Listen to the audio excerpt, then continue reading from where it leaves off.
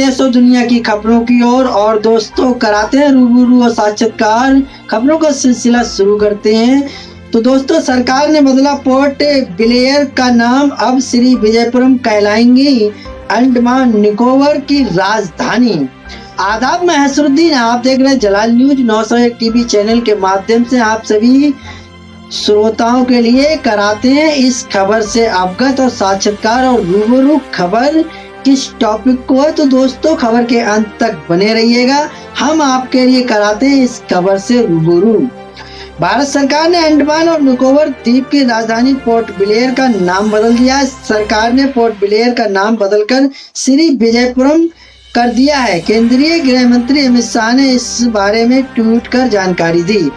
दोस्तों, खबरें सूत्रों सौजन के वेबसाइटों के हवाले से अपने चैनल के माध्यम से आप सभी श्रोताओं के लिए जुए हम खबरों से रूबरू कराने का प्रयास कर रहे हैं। तो दोस्तों बने रहिए खबर के अंत तक।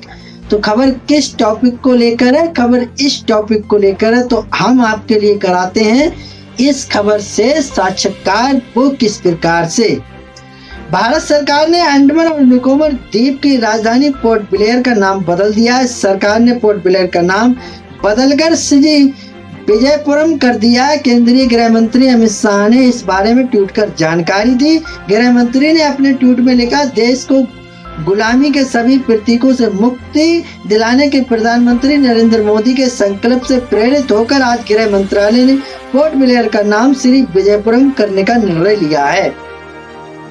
स्वाधीनता के संघर्ष को दिखाता है श्री विजयपुरम। उन्होंने कहा कि श्री विजयपुरम नाम हमारे स्वाधीनता के संघर्ष और इसमें अंडमान और निकोबार के योगदान को दर्शाता है। इस द्वीप का हमारे देश की स्वाधीनता और इतिहास में अद्वितीय स्थान रहा है। अमित शाह ने लिखा, चोल साम्राज्य में नौसेना अड्डे की भूमिका निभाने वाला ये द्वीप आज देश की सुरक्षा और विकास को गति देने के लिए तैयार है। ये द्वीप नेताजी सुभाष चंद्र बोस जी द्वारा सबसे पहले तिरंगा फहराने से लेकर सेलुलर जेल में वीर सावरकर व अन्य स्वतंत्रता सेनानियों के नाम मां भारती की स्वाधीनता के लिए संघर्ष का स्थान भी है। पहले भी बदले थे 3 द्वीपों के नाम। 2018 में भी जब पीएम मोदी अंडमान निकोबार पहुंचे थे तब उन्होंने 3 द्वीपों के नाम बदलने का ऐलान किया था। उन्होंने हैवलॉक द्वीप, नील द्वीप और रास द्वीप के नाम बदल दिए थे। पीएम मोदी ने कहा था कि हैवलॉक द्वीप को अब स्वराज द्वीप, नील द्वीप को शहीद द्वीप और रास द्वीप को नेताजी सुभाष चंद्र द्वीप के नाम से जाना जाएगा। जम्मू कश्मीर में होने वाले विधानसभा चुनाव के ठीक पहले आज तक के आयोजित कार्यक्रम पंचायत आज तक जम्मू कश्मीर 2024 के एक सेशन नया कश्मीर चुनावी इंजीनियर में इंजीनियर राशिद ने शिरकत दी हुए हैं। उन्होंने पीएम मोदी और अमित शाह को लेकर क्या कहा, सुनिए। तो दोस्तों इससे भी हम आपके लिए अवगत कराते चले। तो दोस्तों ये वो खबर नहीं है, ये वो खबर है, इससे जुड़े संबंधित थी। तो दोस्तों हमने आपके लिए बताया, लेकिन हम पलट आते हैं अपनी बात को लेकर। बात हम निकोबार अंडमान की कर रहे थे। तो अंडमान निकोबार की वो ट्राइब्स बाहरी दुनिया से जिनका कोई संपर्क नहीं, क्यों इन्हें मुख्य धारा में लाना खतरनाक। अंडमान निकोबार में अलग थलग रहती जनजातियों को मुख्यधारा से जोड़ने की पहल चल रही है। इस बार के आम चुनाव में पहली बार वहां के पार्टी कुलहली वल्नरेबल ट्राइबल ग्रुप्स पीबीटीजी में से कई लोगों ने मतदान भी किया, लेकिन माना जा रहा है कि विकास से जोड़ना इनके लिए खतरनाक हो सकता है। बता दें कि कुछ ट्राइब्स के 100 से भी कम लोग बाकी हैं।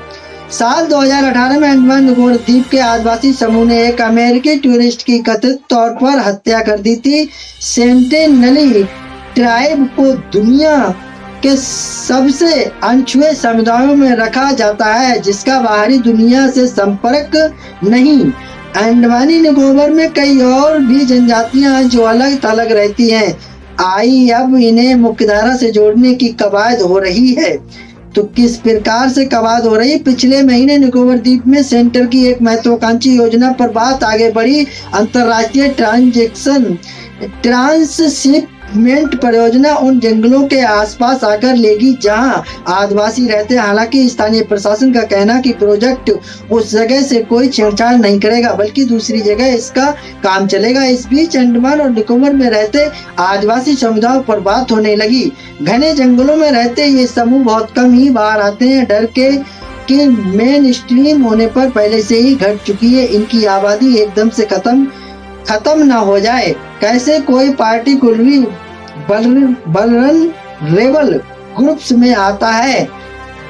इसमें देखा जाता है कि फला समूह में कोई पढ़ा लिखा है क्या, उनके पास स्कूल जैसा कोई स्ट्रक्चर है।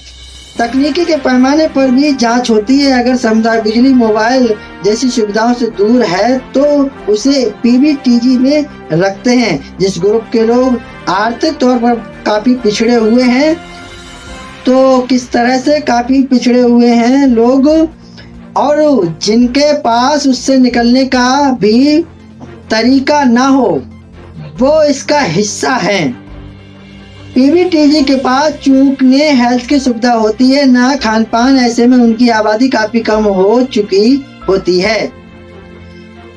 तो हम बात करते हैं अंडमान में कितनी ऐसी जनजातियां हैं। तो दोस्तों उनसे भी हम आपके लिए साक्षात्कार करा रहे हैं, बने रहिए खबर के अंत तक।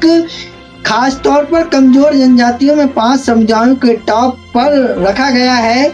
ये है आगे जारवा, ग्रेट अंडमानीज, सेंटिनीज और शोम्पेन। इन सबका ही संपर्क बाकी दुनिया से कटा हुआ है, साथ ही इनकी आबादी भी काफी कम हो चुकी है।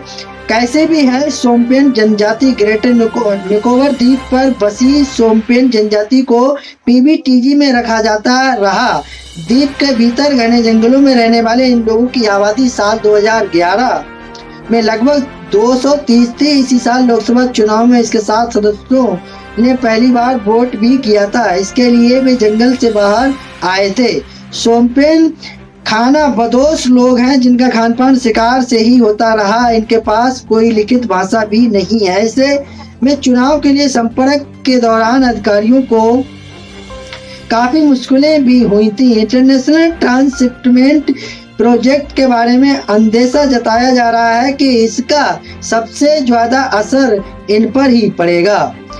तो किस प्रकार से असर पड़ेगा? जारवा ट्राइब की क्या है खासियत?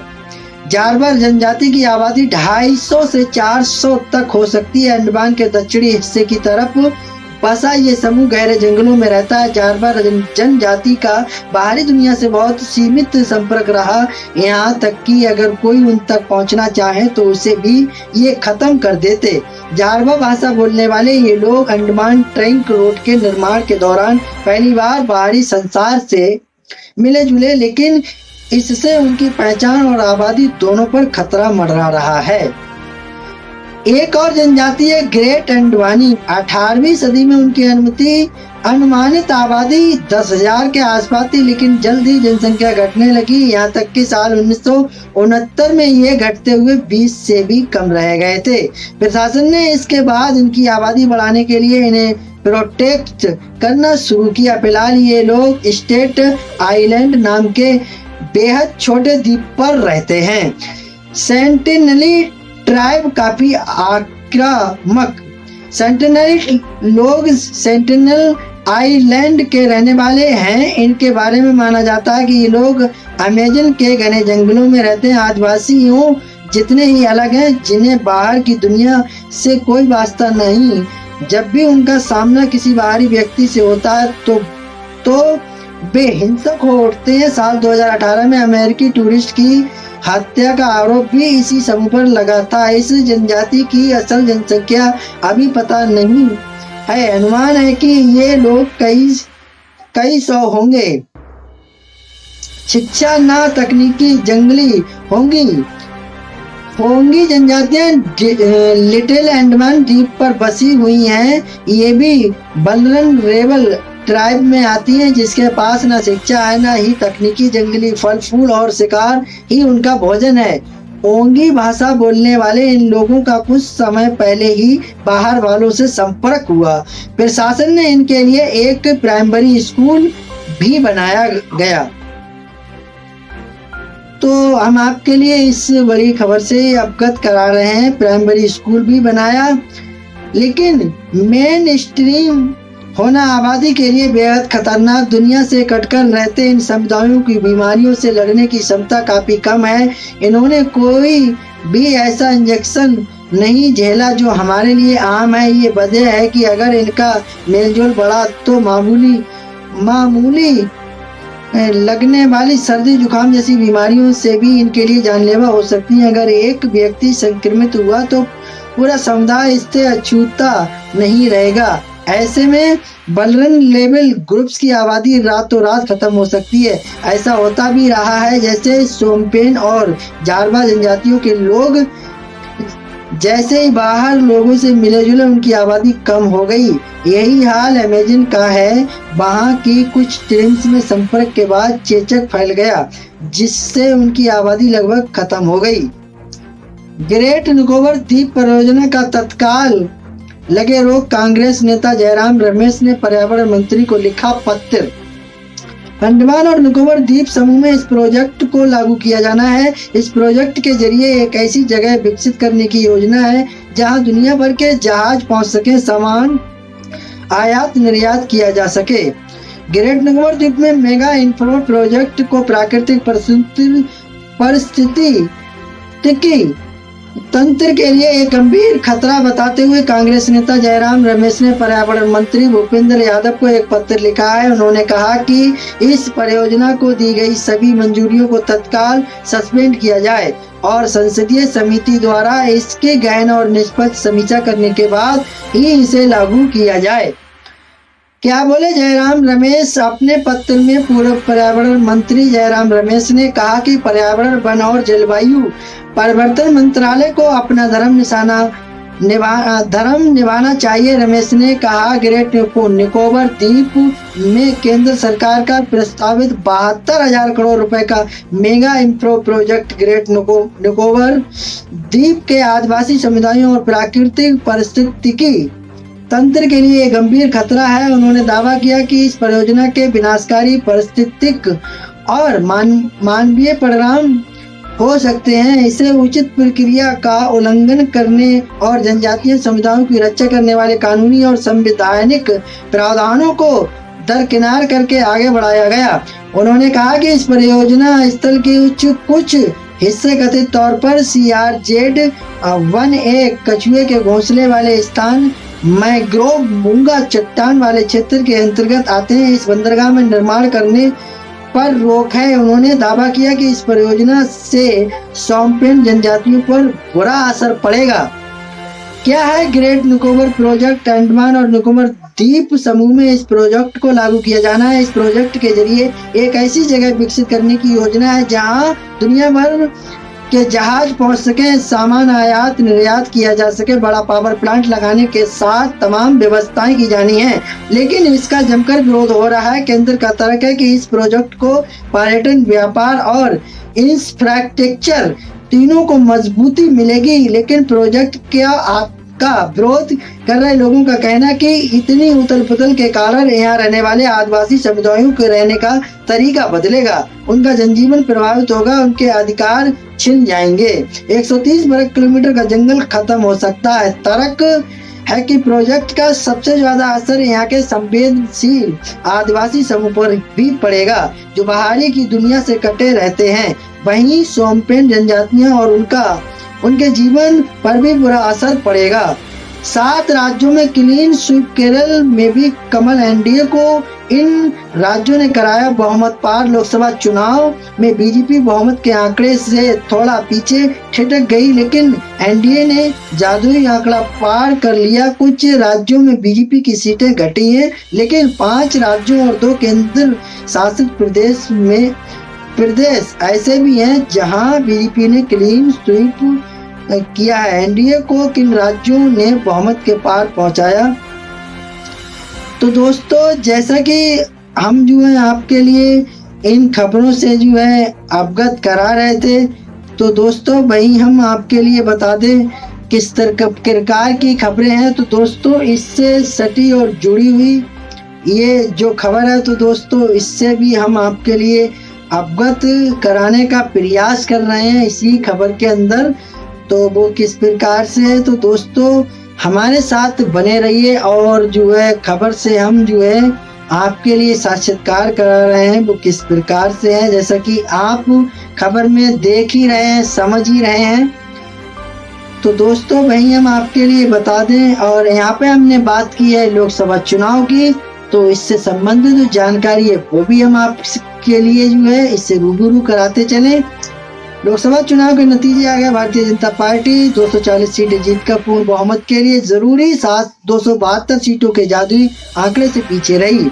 बीजेपी की अगुवाई वाले राष्ट्रीय जनतांत्रिक गठबंधन एनडीए को 292 सीटों पर जीत मिली है। विपक्षी इंडिया ब्लॉक को 234 सीटों पर जीत मिली है और अन्य को 17 सीटें मिली हैं। बीजेपी और एनडीए को यूपी, राजस्थान जैसे राज्यों में सीटों का नुकसान हुआ, लेकिन कई राज्य ऐसे भी हैं जहां पार्टी अब तक का अपना सर्वश्रेष्ठ प्रदर्शन करने में कामयाब रही है। 5 राज्य और 2 केंद्र प्रशासित प्रदेश ऐसे हैं जहां बीजेपी क्लीन स्वीप करने में कामयाब रही है। इन राज्यों में बीजेपी ने क्या क्लीन स्वीप? मध्य प्रदेश में लोकसभा की 29 सीटें हैं। बीजेपी ने इस पर सभी 29 सीटें जीत ली हैं। कांग्रेस के इकट्ठा नेता कमलनाथ के बेटे नकुलनाथ छिंदवाड़ा का किला भी नहीं बचा पाए। पार्टी ने 5 सीटें अलग, 5 सीटों वाले उत्तराखंड, 4 सीटों वाले हिमाचल प्रदेश, 2 सीटों वाले अरुणाचल प्रदेश और त्रिपुरा की सभी सीटों पर जीत हासिल की। केंद्र शासित प्रदेशों की बात करें तो दिल्ली की सभी 7 और अंडमान निकोबार की एकमात्र सीट पर भी कमल खिला है। इन राज्यों ने कराया मोहम्मद पार। चुनाव नतीजों में बीजेपी 240 के फेर में फंस गई है, जिस पर बीजेपी को मजबूत गढ़ माना जा रहा है। उसी उत्तर भारत में विपक्षी इंडिया ब्लॉक एनडीए पर भारी पड़ गया। उत्तर में एनडीए को मिली 59 के मुकाबले इंडिया ब्लॉक ने 61 और अन्य के 6 सीटें जीती। बीजेपी और एनडीए को पश्चिम और दक्षिण ने बहुमत के पार पहुंचाया।